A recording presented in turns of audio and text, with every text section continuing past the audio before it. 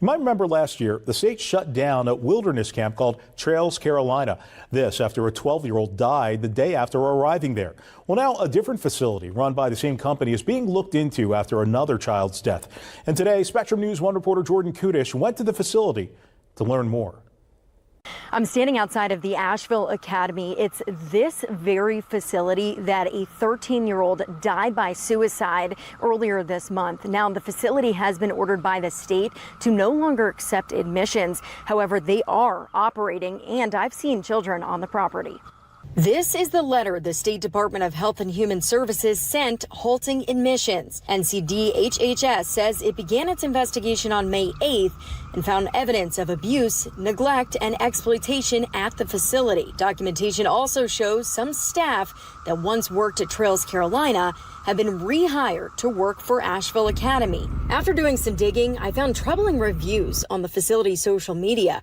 A resident who attended the facility posted a warning on Facebook for other parents. She said, quote, "While I was there, I was bullied by students and staff, insulted and humiliated by staff members, and given unfair punishments. I cried and begged for my mother to pull me out. Don't send your daughters here. They'll leave with more trauma than when they first arrived." Well, Brittany, Mike, Caitlin Lipkin attended Solstice East from the end of 2019 to January of 2020. That was one of the names of the facility before it was rebranded most recently to Asheville Academy, according to its website.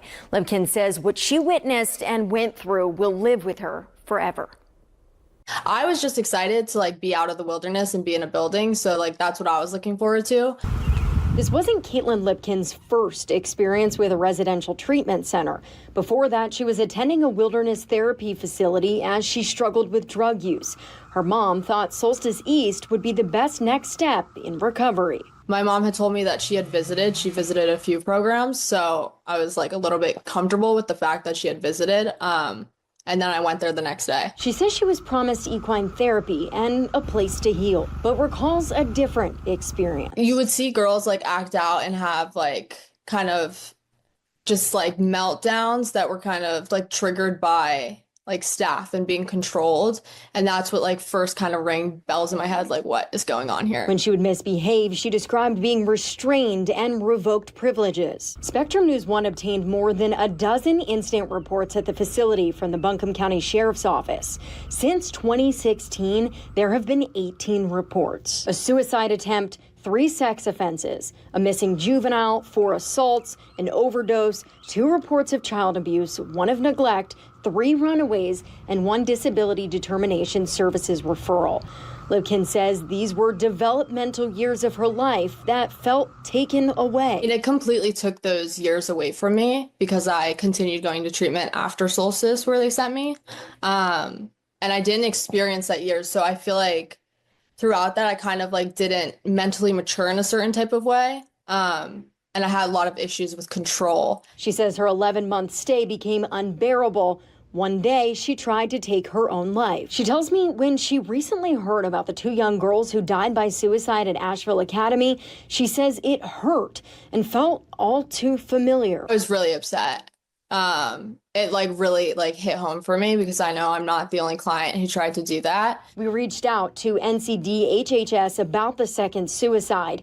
They said, quote, "Together, we will take every appropriate step to ensure the health and well-being of children and youth at Asheville Academy," something Lipkin says should have been done a long time ago. It hurts my heart so bad. I think about it when I go to sleep at night, that there are kids currently in these programs going through what very similar to what I went through, which is hell. And it hurts that I cannot do anything about it.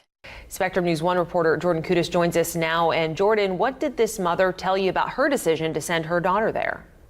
Well, Brittany, Mike, Jill Sanders says her daughter faced a storm of emotional trauma, much of it rooted in childhood. By the time she reached her teens, short-term solutions just weren't working. And Sanders says she was running out of time and hope. My daughter has had mental health issues for quite a few years. Really, during COVID, it became a huge problem. Her daughter's mental health was unraveling, and Sanders says it became more than she could handle alone. My daughter had run away, and she was missing for about 3 days, which were the hardest 3 days of my life. That moment pushed her to consider something she once thought she never would: residential treatment. When I figured out, like, okay, she's got to get the help, and I joined all these support groups, and they were like, you have to send her to residential. And I was like, she has to like stay there. Like, I didn't even think I could do it. I was like, that's not happening. But then the more I researched it, I was like, okay, well, it's either she's home and she's struggling and something horrible can happen, or as a parent, I can trust that they will take care of her and help her. Even then, the weight of the decision haunted her. For 2 years, like, I battled horrible depression because of everything that had happened and what she had gone through. And, as a parent, you start to think, like, what could I have done better? Like, what could I, like, why did that happen to her? And I mean, the mom guilt. Jax would eventually attend 3 different treatment programs, Asheville Academy among them. Sanders says some parents stay silent out of fear of what others will think. I was very open with my friends and family, and they knew, like, why she was there. But there are some families that they don't have that support from other people. But she says the stigma wasn't just social, it became her reality, especially at the first facility, where she tells me something immediately felt wrong. She called me that night. There was like screaming in the background, and she was like, I'm gonna die. Like, so, somebody's gonna kill me, and I'm already getting threats, and like, they don't have me in the right age group. Like, I'm up here with like 16-year-olds, and like, she was only 11. Like, so like, to get that call, I was like, oh my God, I made a horrible mistake.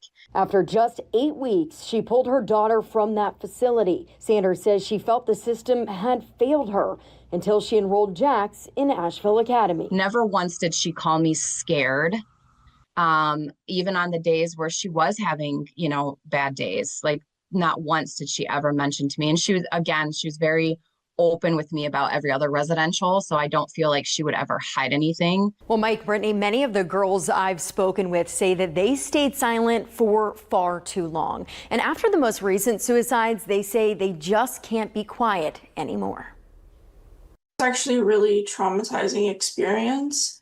I was basically kidnapped in the middle of the night. A family trip. That's the idea Gabrielle Mayer says she was sold. Around like midnight or 1 a.m., really late at night, there was like a knock on the door, and my dad opened the door, and he said, this is so-and-so, and they're here to take you to this program. That program, Solstice East, now known as Asheville Academy. She arrived in March of 2013 at the age of 16. She says traumatic moments started for her on day 1. Tried to run away the first day, and I got tackled to the ground by a woman.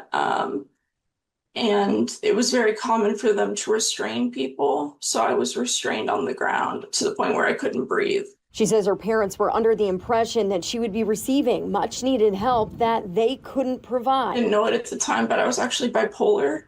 So I was really struggling with like mood and depression, anxiety, self-harm, suicidal thoughts. And my parents were like desperate to find somewhere who could basically keep me alive. She claims during her 15-month stay that ended in June of 2014, she witnessed isolation in solitary confinement, unnecessary strip searches, and physical abuse. The North Carolina Department of Health and Human Services started its investigation May 8th of this year, following the first of 2 recent suicides.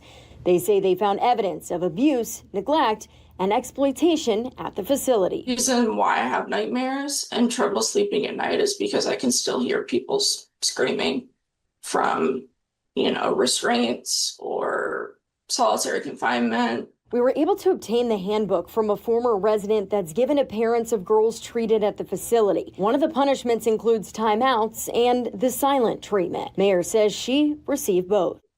And of course, it just makes you crazier, makes you sicker, and totally has the opposite effect. I don't know how you can call that like treatment or healing. Over a decade later, and Mayer says she's tired of her story falling on deaf ears, especially after the recent suicides.